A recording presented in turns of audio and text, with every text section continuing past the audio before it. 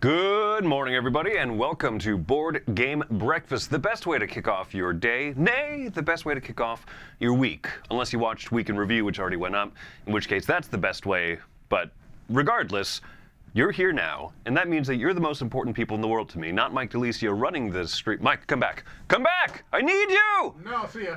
You're the most important person to me! Okay, Mike is here running the show now, so crisis averted. Welcome to Board Game Breakfast. As I said, Tom for the last several weeks has been introducing this by saying, oh, school is starting soon. Well, school's here, so let's not talk about that. Let's talk about this day in history.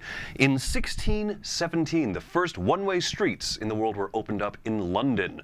So if you hate one-way streets, you can blame them. We've got a contest for you, by the way, today. If you're interested, Pandasaurus Games is sponsoring a giveaway for one copy, USA only, of Dinosaur World. That's right. The island's not enough.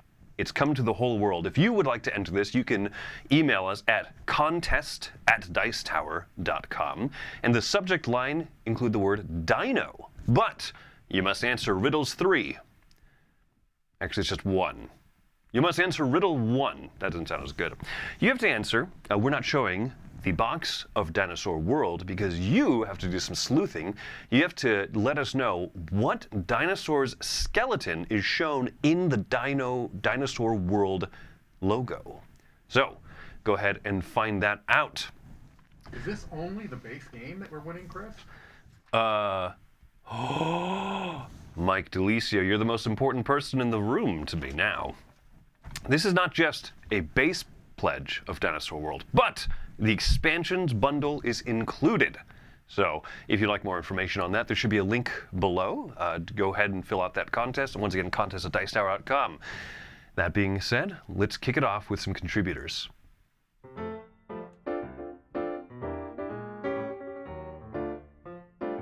Hi, it's Tarrant.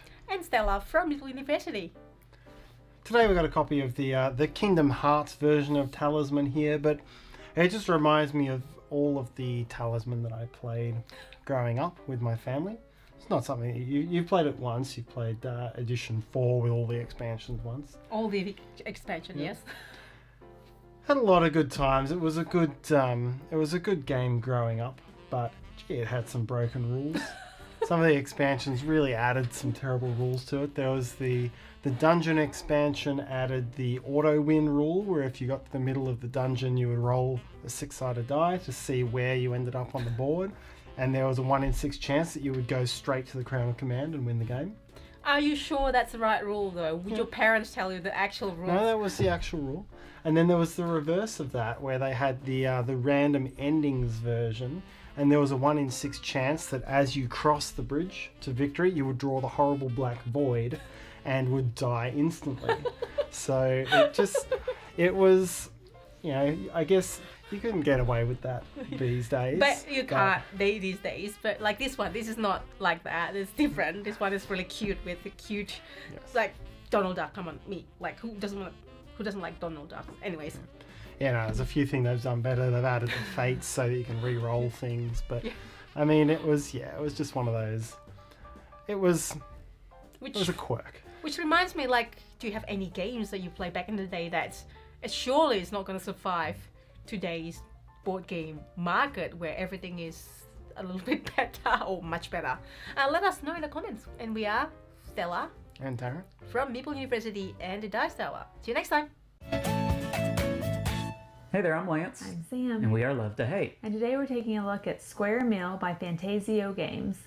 Square Mill is a small little game, doesn't take up much space at all, and it's a game in which you are going to be trying to match patterns as quickly as possible using your meal cards. Let's take a look at it down below, and then we'll share the thoughts of the non-gamer. Square Mill is a quick puzzle-solving race game for 2 to 8 players. In the game, you will flip, rotate, and overlap your 3 ingredients cards until they form the pattern on your challenge card. When you complete a challenge card, you add it to your score pile and immediately begin working on a new one. You'll lose a point each time you pass. Whoever has the most points when the deck runs out wins. The game also includes special challenge and ingredient cards, a solo variant, and ingredient cards for kids that come with extra wild spaces on them. All right, so we're back, and now we're going to ask the non-gamer her pros and cons when it comes to Square Meal. So Sam, what were some of the things you enjoyed about this game? It's a really quick game. It's a lot of fun. It gets your heart pounding because it's kind of, quick and speedy and It's a real-time game. yeah, exactly. So I really enjoyed that. I think almost anybody can play it. Definitely some younger players. Yeah, our box says ages 8 and up. I think that's pretty accurate. Yeah, I agree. Any cons? I mean, it's a short game. It's not meant to be your all-night game, but it's a good starter for sure. All right, and scale of 1 to 10, love to hate, what do you give Square Meal? I'd probably give it a 6.5. 6.5, there you go. For Sam, this is Lance. We are Love to Hate, where we try to bridge the gap between gamers and non-gamers. Catch you next time.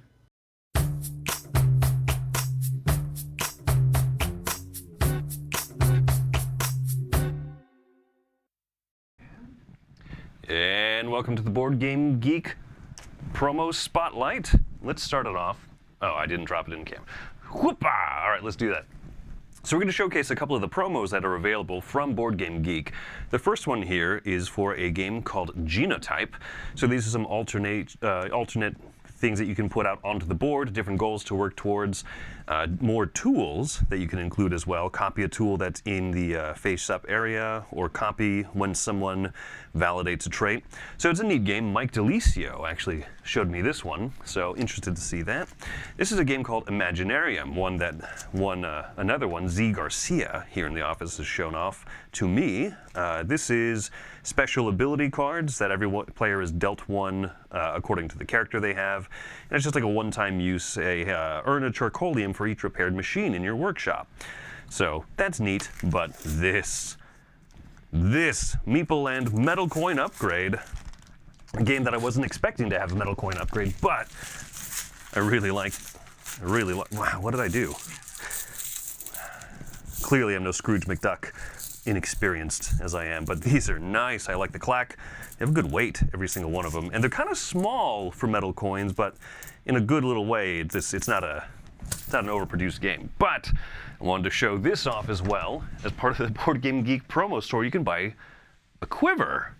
And I was a little bit surprised that they're selling quivers on there, but they are bright orange, very bright orange. So this is called the Bolt, and this is called the full-size quiver. So you can see the difference here. The quiver is going to hold, and we got one of these at home where we have like 11 different card games and small little dice games in there. And so the Bolt, you see, is a little bit larger than about half of that. And they're going to come with, I guess, some card sleeves inside, dividers, Velcro dividers. These are little plastic ones you can separate the games with. Some Board Game Geek. Ooh, is that a strap? A Board Game Geek branded strap as well that you can have on there for your little shoulder strap, and a clutch. So if you want to be the fanciest person at the prom, you could be walking around with your Board Game Geek store promo clutch. And that's, folks, what I call coming in clutch. All right, so those are the promos that we have today. Let's keep it moving. Hi, everybody. Hello, we are Ryan and Bethany. From Ryan and Bethany Board Game Reviews. All right, today we're talking about Sagrada. This is a dice drafting game where you are ultimately placing these dice, following these certain rules about placing colors and numbers, to ultimately make a stained glass window that just looks really awesome on the board when you're all done. I remember back in 2019, our friend Sarah introduced me to this game, and I was like, how come I've never played it before? Because it was just wonderful, and I loved it. And so the first time we had the opportunity to buy it, I was like, this is the one we're getting. We're getting this one. No regrets. So many dice. You basically roll them, you draft them, you place them on your board. There's different scoring opportunities for, maybe let's say there's... you get points based off of having different numbers, never repeating a number in a column, or having never repeating a color in a row. And I think I did that backwards. This is a column, and this is a row. but you knew what I meant. There's all different scoring opportunities based off of where you place these things and how you place them. There's ultimately going to be some. I said ultimately like so many times. Why is that? I don't know, but there's the restrictions for the placements that you can do. That's what I was getting to.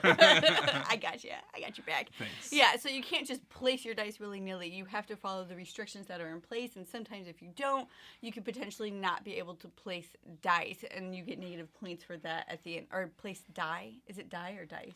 It would be dice if it's plural. Dice. Or die. Anyway, you guys, if you want to hear more of this, make sure to find us on YouTube or Facebook.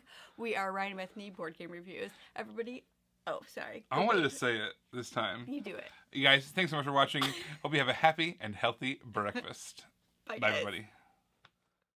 Hi, this is Ambi from Board Game Blitz, and today I'm talking about Inspector Moss House Arrest, which is a solo tile exploration murder mystery game.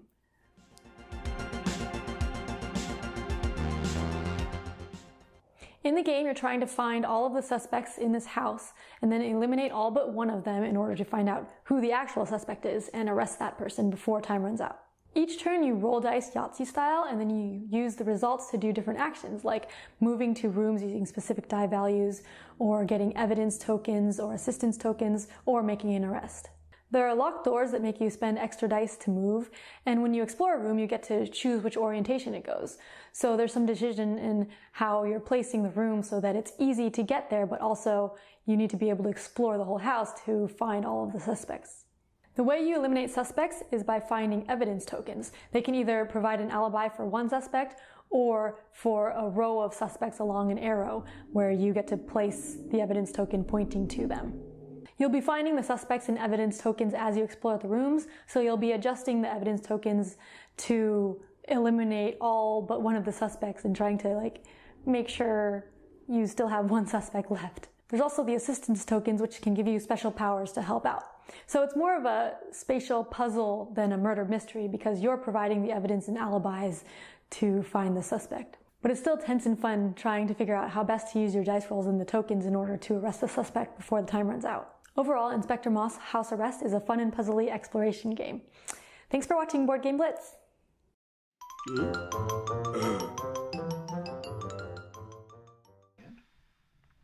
All right, so what's coming out from the Dice Tower this week? Well, you might notice that I am the host today instead of the normal person. What's his name? Anyway, so that means that Tom is out. Tom and Z, in fact, are at the Gathering of Friends, and so we are holding down the fort. But fear not, there's plenty of great stuff coming out. We still have live things going up, and we also have a plethora of top 10s this week. Individual top 10 videos, most of them by Tom himself. So he'll be covering things like his top 10 favorite buildings in Le Havre, his top 10 favorite corporations in Terraforming Mars, and his top 10 favorite cards from the main deck in Terraforming Mars. So you'll have a lot of Tom this week, and also there'll be lots of Q&As. Today, at noon, there'll be a Q&A with Mike DeLisio. Tomorrow, there'll be a Q&A with Roy, and then Friday, there'll be a Q&A with me.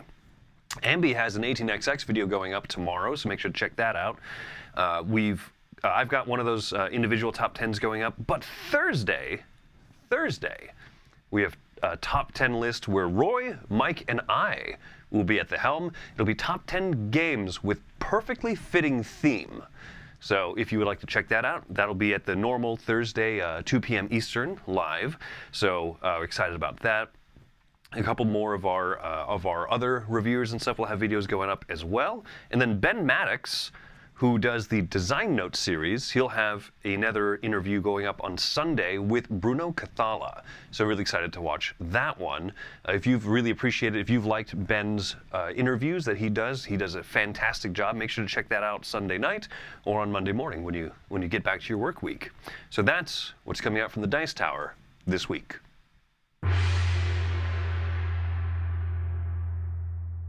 Hello, my name's Jonathan from Board Game Opinions, and in this series of segments I'm giving you some tips on how to teach a board game. And this week's tip is questions at the end. If you're trying to explain a game to people, some people will sit there very patiently and listen to your entire explanation without any questions. And if they have something at the end, they'll ask those questions. But some people will not. They will constantly interrupt you with questions. This can be very distracting for everybody else. So on your turn, you take your stack of merchants and you move it up to 2 spaces, 1, 2, and you can drop off an assistant. What does this do? Now that's important later for... Oh, what are these gems for? These look pretty. Ah yes, well, those... Oh, what are these cards? Oh. Don't touch those. You're not allowed to look at those. Oh, what is this? Is this me? Can I move? Oh, I'm moving. What are you doing? No! Generally, people will find it much easier to follow your explanation without interruptions. Chances are, by the time you finish your explanation, you will have covered any questions that they had anyway. And for the odd ones that you didn't, they've probably forgotten them by that stage because they weren't actually very important in any case.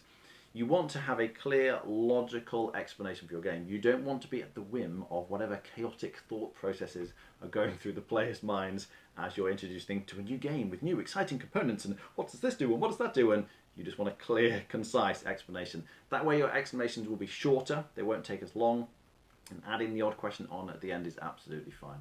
Alright, hopefully that will help. Thanks for watching. See you next time. Where's the fighting? How do I attack?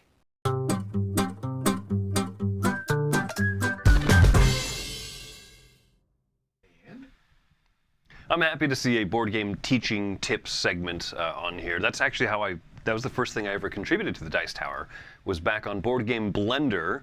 I did the Teacher's Lounge, which made everybody think that I was a teacher. I just thought it was a clever title. Turns out everyone else who works for the Dice Tower is a teacher, besides me. Well, and Roy. But it's time to think a little bit. What I've been thinking about is the term charmed, not because of the 90s witch sitcom drama thing that Wendy, my wife, started watching. She got about a season and a half in. It's very dated. But I was thinking about charmed as in when a game charms you.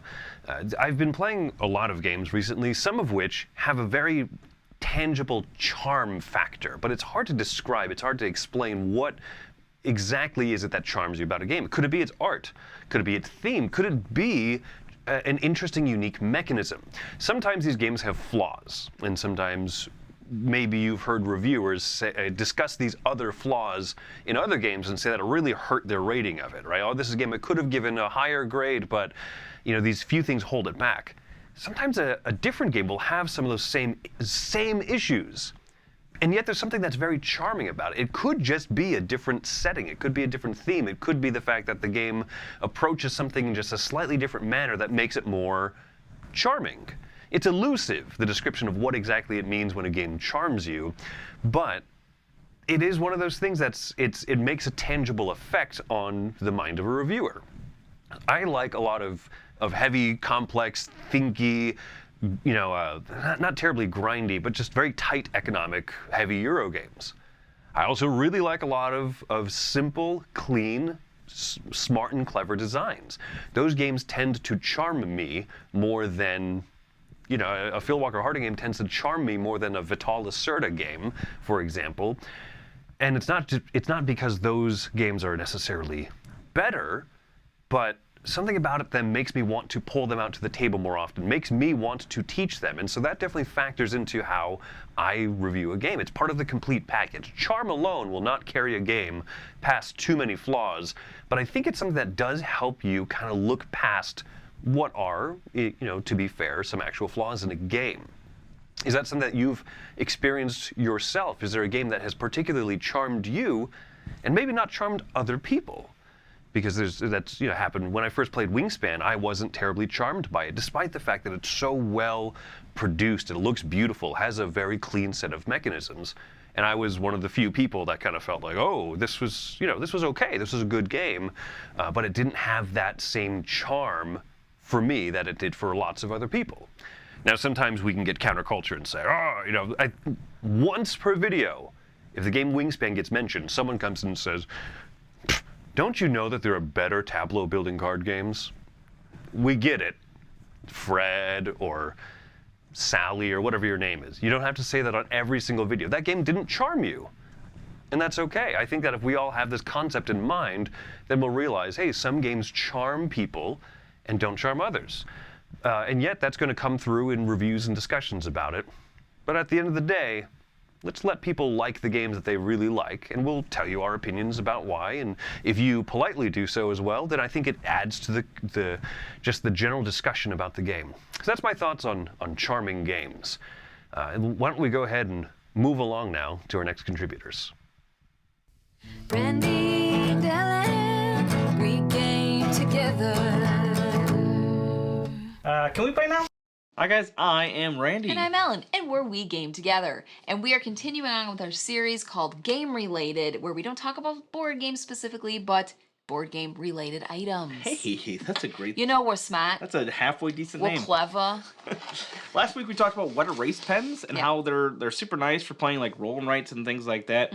But another solution, and we'll do this to throw just in the games, is just cheap mechanical pencils. Cheap ones. A lot of times... roll and writes, they don't even come with anything whatsoever. How dare they? Right?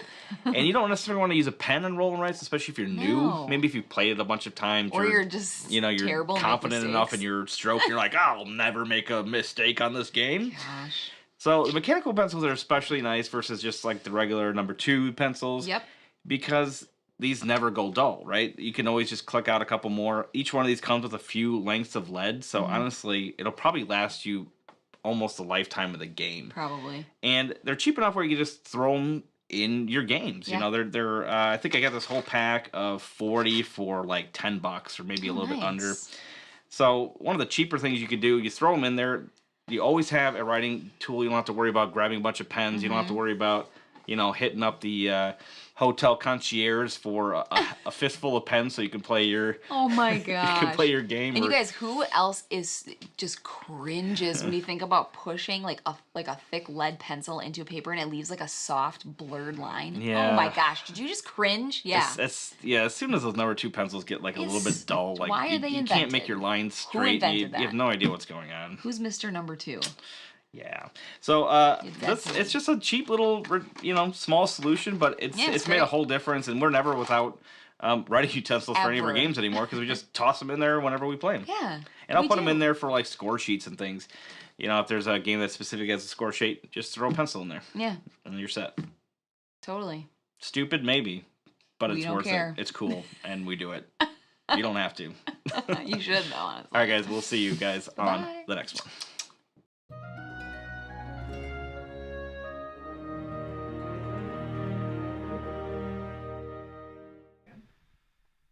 I have been known to go by the alias Mr. Number 2 every once in a while.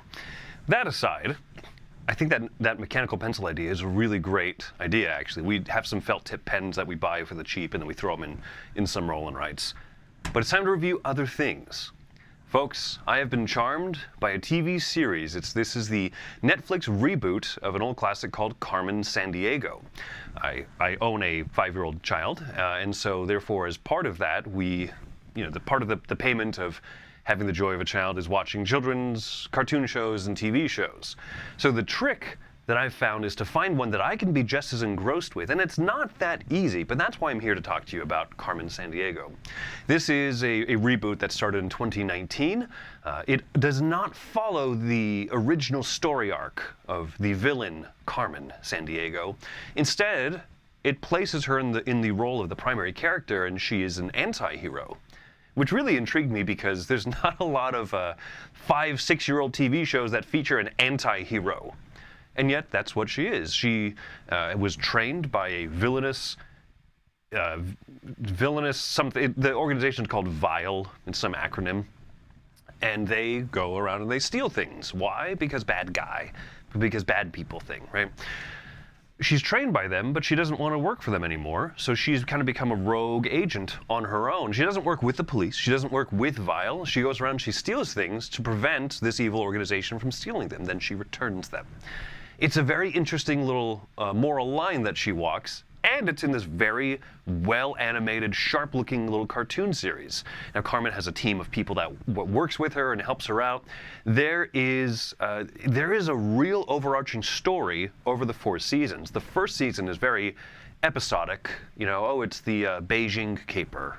it's the London caper, it's the Senegal caper, right? It's just traveling around the world, and then she has a little friend who says, "Hey Carmen, I see that you're traveling to Cambodia. Did you know that the main export of Cambodia is blah blah blah blah blah?" Right? So it does that edutainment type thing. It does the education. It teaches about different cultures, different countries around the world. It teaches at a very approachable level that a 5-year-old can kind of get it. Oh, different cultures eat different foods. They have different festivals and holidays and stuff. It's a bit, it can be sometimes a little bit stereotypical, but this is for 5-year-olds. And so I think that the show is really well animated, has a lot of good action scenes. Carmen has a good little squad that she works with that has kept me interested. And, so throughout the first season, I thought, this is a good show, this is all right. But near the end of the first season, things kind of start to pick up, and you see the main story arc kind of reveal itself. And then from then on, I was fully invested. This is a show that I wanted to watch as much as our daughter wanted to watch it. And I feel like that's a winning sign. That's a good sign for me for a kid show when I want to say, hey, do we have time for an episode tonight before we get you ready for bed? And it is something that also allowed us to have discussions together, discussions about morality, right and wrong, discussions about different cultures and different parts of the world. And I really like shows that allow us then afterwards as parents to sit down and talk a little bit. Now, is this something that you would want to watch if you don't have kids? Like I said, I'd be hard-pressed to say that the show is that good, especially that first season where you say, okay, this is just, introduce a new villain, Carmen fights them. Introduce a new villain, Carmen fights them. But I don't know, if you like this type of entertainment, if you're a grown up like me that still watches Phineas and Ferb and Gravity Falls on your own, this is not a bad one, right? But it like I said, it picks up after the first season and it became genuinely interesting. It's like Mission Impossible for a young audience, where you can actually follow the twists and the intrigue, and instead of pull off a mask, I was actually Tom Cruise all along. Oh no, pull off a second mask. Actually, I was Simon Pegg all along. Now I'm confused. So, like I said, Mission Impossible for kids, an anti-hero, a striking red coat and red hat look, a very successful reboot of this classic franchise. So I really recommend Carmen San Diego, the Netflix reboot. So that's my review of other things. Let's go to some contributors, then we'll wrap up. Hi everybody, I'm Doug Jr. And I'm Doug the Third. You're watching a Fellowship of Meeples with Doug and Doug Gaming.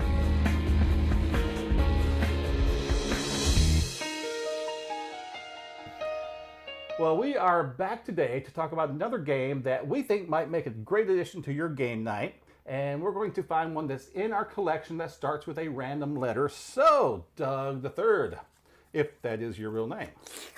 Pick a card, any card. Very nice, and we're going to talk about the letter B. B. Let's find a game that starts with B. Okay. All right, well, we have found a game in our collection that starts with B, and I can hear the gamers screaming as I show it. Betrayal at House on the Hill. You play this game where you're a group going into a haunted house and you're finding things, exploring weird areas of the house, things are happening. But at some point when you roll the dice, a haunt begins. Yes. And that's really when things change, because in your midst, there is a traitor. Yes.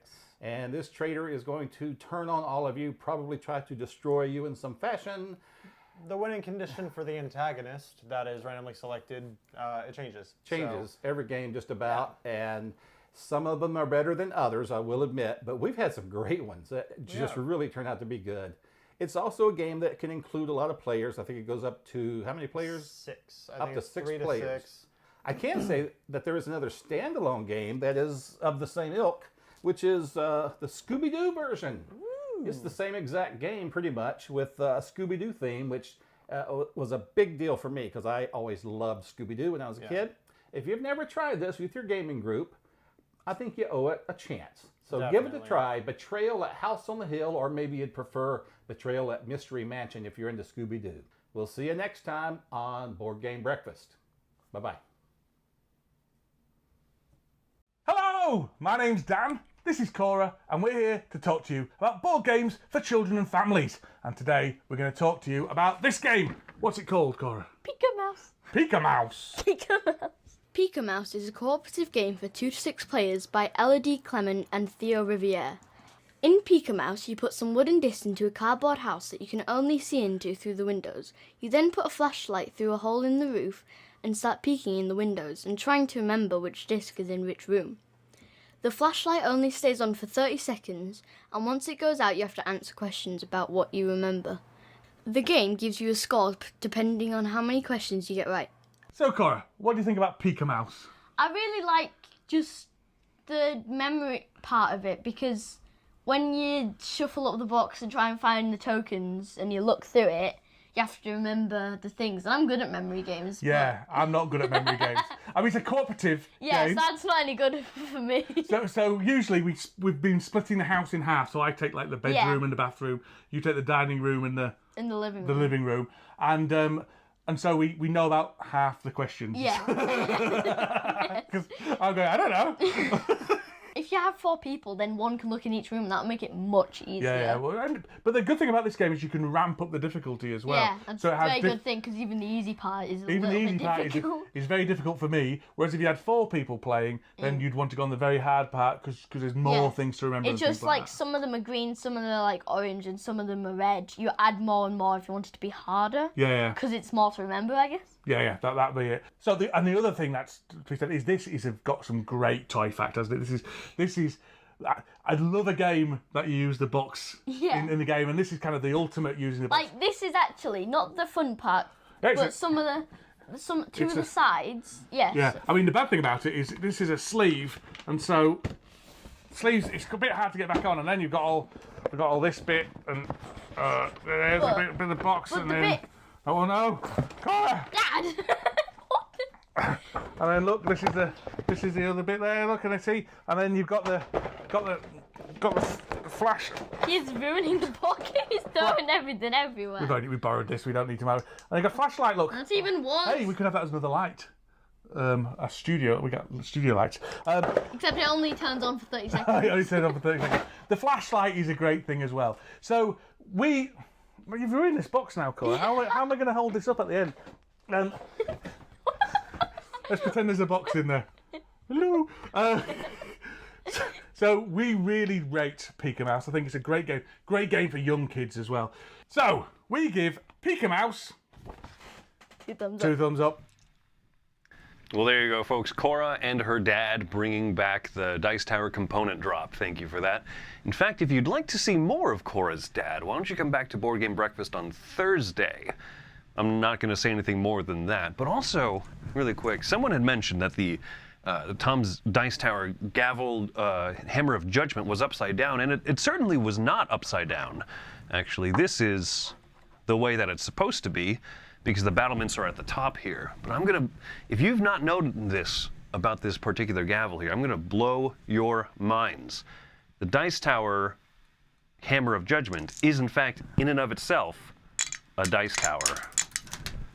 So if you've never known about it before, then you're very welcome. I'm going to go ahead and set this up on the shelf, right side up. The main export of Cambodia is textiles. And with that, thank you to all of the fantastic contributors. Thank you to everyone for coming by, hanging out in the chat, keeping us company, and I hope that this was a great way to start off your day. Thanks for coming by the Dice Tower. My name is Chris. Behind the scenes is Mike DeLisio. Holding down the fort with us will be Roy Cannaday. Make sure to come back and see Mike's Q&A, Roy's Q&A tomorrow, our top 10 list on Thursday, and so much more right here on the Dice Tower. Thank you for coming by. Thanks for watching Board Game Breakfast. Tune in each week for your daily dose of gaming goodness with Tom Vassell and all the gang. Until next time, I'm Eric Summerer, and you've been watching Board Game Breakfast, a Dice Tower production.